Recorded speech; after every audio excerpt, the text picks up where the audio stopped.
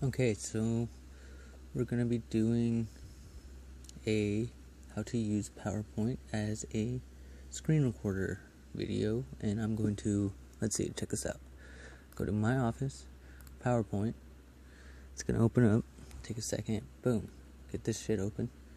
Go to PowerPoint, I already got this one open, and I'm going to go to Insert, and then I would press this button right over here, the screen recording button, but since I'm already screen recording, I can't press it, and I would bring up this guy. It's going to bring you to a select area, and you're going to highlight whatever it is you want to highlight, and then you're going to press record, right? And I turn off the audio because the audio on the PC sucks, and I just record it using my phone, and it comes out pretty good.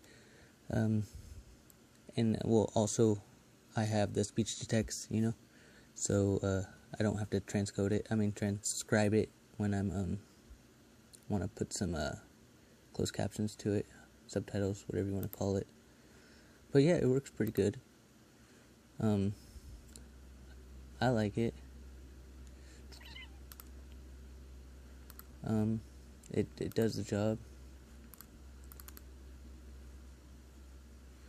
But other than that, yeah, that's about it.